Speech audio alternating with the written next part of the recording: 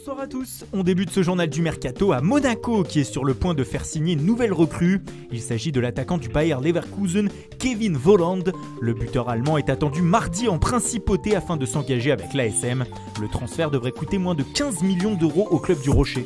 L'Olympique de Marseille aussi est sur le point de recruter un joueur. Libre, le latéral gauche japonais Yuto Nagatomo devrait s'engager une saison avec le club phocéen. Il deviendrait la doublure de Jordan Amavi cette saison. Il est attendu pour passer sa visite médicale demain. À l'étranger, toute l'actualité du football actuellement est tournée vers Lionel Messi. L'Argentin aurait décidé de ne pas se rendre au centre d'entraînement du Barça aujourd'hui pour effectuer les tests PCR au Covid-19. Il pourrait faire de même demain et sécher la reprise de l'entraînement. Pour lui, son aventure au Barça est terminée et désormais il veut que son club reconnaisse que la clause qui lui permettrait de partir libre a été activée et qu'il peut donc partir. Mais les Blaugrana se sont trouvés un allié aujourd'hui en la personne de la Liga. L'instance a indiqué dans un communiqué qu'elle refuserait de délivrer le certificat de départ du joueur si sa clause de 700 millions d'euros n'était pas payée. Un sacré cirque qui va donc compliquer la tâche des deux favoris pour recruter Messi, Manchester City et le Paris Saint-Germain.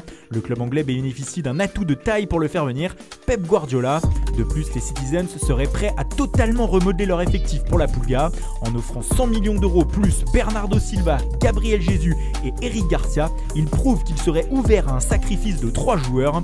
Les Barcelonais pourraient aussi demander Angelino qui les intéresse vraiment.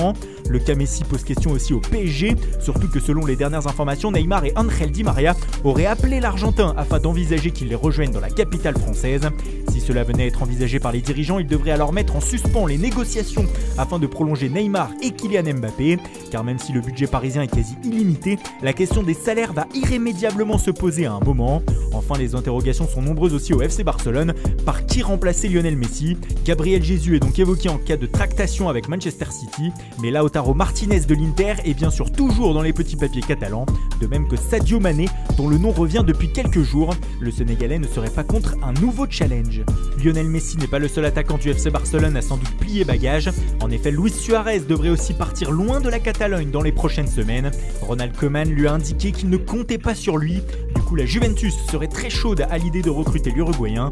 Le vice-président de la Juve, Pavel Nedved, aurait déjà appelé Suarez, mais désormais la vieille dame va devoir choisir, prendre l'ancien joueur de Liverpool ou Edin Dzeko, lui aussi dans les petits papiers turinois. En Angleterre, Manchester United continue son forcing pour s'attacher les services du milieu offensif de l'Ajax, Donny van de Beek. Ce dernier a vu son entraîneur Erik ten Hag confirmer que des négociations étaient en cours pour son départ. Les Red Devils discuteraient avec le joueur et seraient prêts à dégainer une offre pour van de Beek prochainement. Du côté d'Everton, 2 gros coups sont sur le point d'être faits par les Toffees. Le premier, c'est James Rodriguez. Le Colombien devrait être prêté une saison par le Real Madrid. Il est attendu en début de semaine à Liverpool pour passer sa visite médicale. L'autre gros coup se nomme Alan, milieu de terrain du Napoli.